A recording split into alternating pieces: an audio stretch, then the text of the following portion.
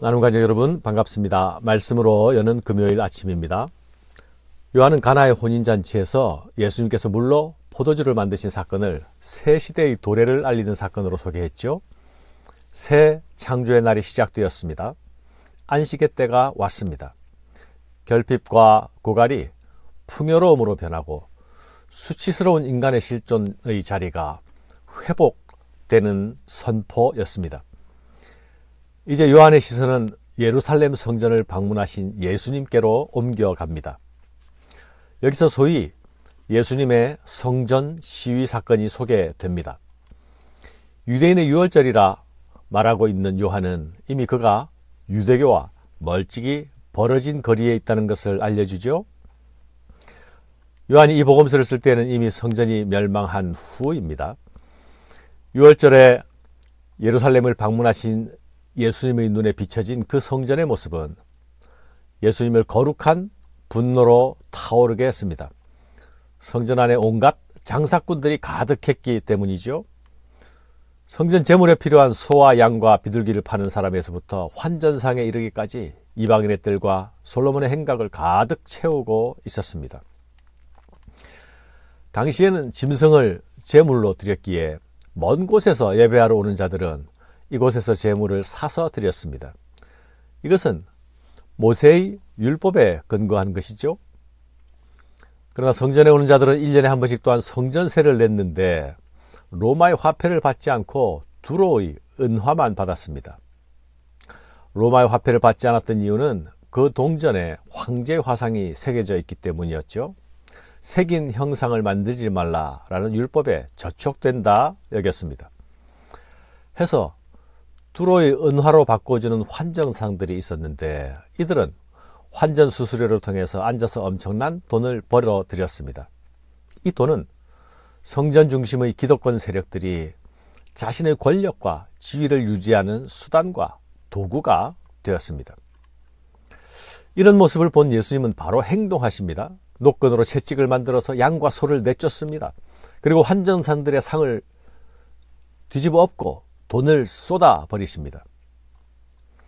그런데 여러분, 이들은 모두 당시의 관행대로 합법적으로 허용된 장사를 하는 사람들이었습니다.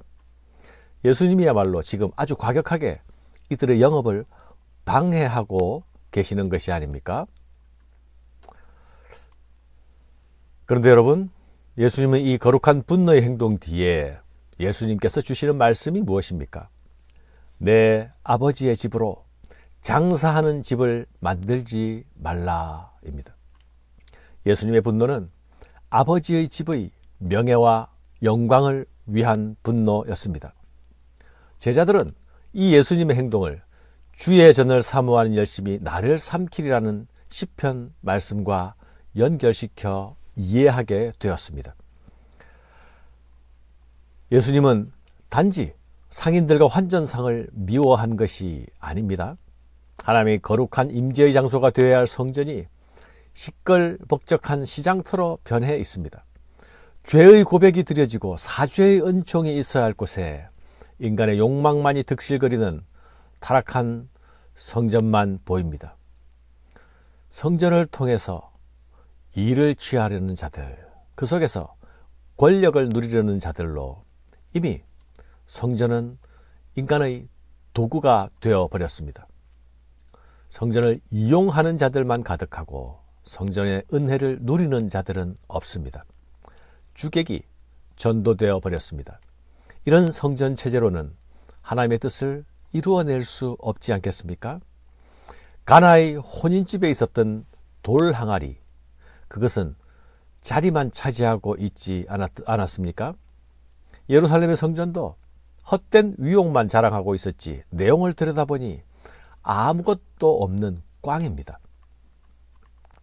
채찍을 드시고 상을 뒤집어 엎으신 행동은 예수님이 분을 못 이겨서 하신 행동이 아닙니다. 예수님의 이 거룩한 분노는 예수님께서 또한 의도하신 행동입니다. 이 행동은 선지자적 상징성을 가지는 행동이죠.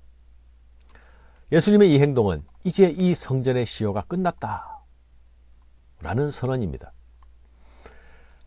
헤롯 성전은 어마어마한 규모와 화려함을 자랑하는 건물이었습니다. 보는 사람마다 그 위용에 위압감을 느꼈습니다. 성전 돌 하나의 크기가 가로 세로가 12m, 6m에 높이가 4m나 되었습니다. 그 돌들이 백색 대리석 계통의 돌들이라서 태양빛을 받으면 눈부시도록 하얗게 빛이 났습니다. 그러나 여러분, 그 안에 생명이 없습니다. 하나님의 임재도 없습니다. 인간의 욕망이 춤을 추는 강도의 구렬이 되어 있습니다. 예수님은 이 성전을 헐라 하십니다. 내가 사흘 동안 일으키리라 하십니다. 그런데 이 말씀을 듣는 사람들은 예수님의 이 말씀의 의미를 이해하지 못합니다.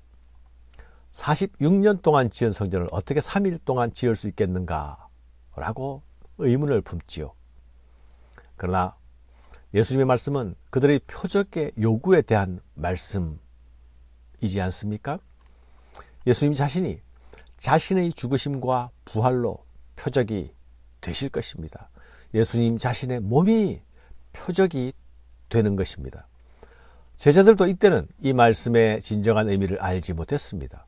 그러나 예수님의 죽음과 부활을 목격한 후에야 이 말씀이 무엇인지 그제서야 깨달을 수 있었습니다. 그러나 예수는 성전된 자기 육체를 가리켜 말씀하신 것이라. 사랑하는 여러분, 이 땅에 오셔서 우리 가운데 장막을 치신 예수님은 바로 우리의 성전이시죠. 그분의 죽으심과 그분의 부활로 옛 시대는 마감되었습니다. 종결되었습니다. 그리고 새 시대가 열리는 위대한 전환이 이루어집니다. 생명이 없는 무능한 성전의 시대는 끝이 났습니다. 그리스도께서 지으시는 새 성전의 시대가 도래합니다. 사랑하는 여러분, 예수 그리스도는 옛 성전을 대체하시는 새 성전으로 우리에게 오신 분이십니다. 사람의 손으로 지은 성전의 시대는 이제 끝이 났습니다. 짐승의 제물로 드려지는 제사도 끝이 났습니다. 예수님 자신이 제물이 되셨고 예수님 자신이 새 성전이 되셨습니다. 예수님 안에서 하나님과 자기 백성의 화해가 이루어집니다. 예수 안에서 참된 예배자로 하나님께 나아가는 길이 열립니다. 예수님의 부활로 열리는 새 시대는 성령의 능력 안에서 지어지는 새로운 성전의 시대입니다. 예루살렘 언덕에서만 하나님을 만나는 시대는 끝이 났습니다. 예수 안에서 거듭난 생명은 언제 어디서나 하나님을 만납니다. 성령이 거하시는 심령마다 거룩한 성전이 될 것입니다. 이 새 시대가 우리에게 와 있습니다.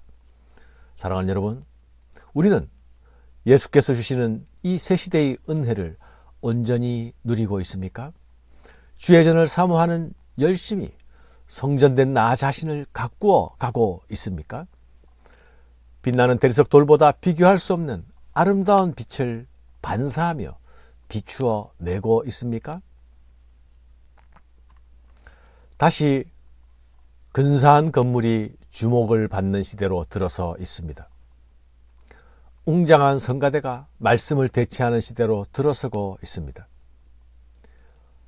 영혼의 찬양은 사라지고 노랫소리만 가득한 소음의 종교가 되어가고 있습니다.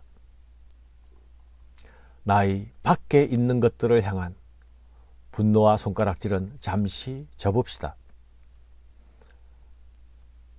내 안의 성전이 주객의 전도가 일어나고 있지 않은지 돌아봅시다. 욕망의 춤들이 춤추는 소란함이 나를 점령하지 못하도록 내 안에 거룩한 참 성전이 회복되기를 갈망하는 아침이 되시기를 바랍니다. 감사합니다.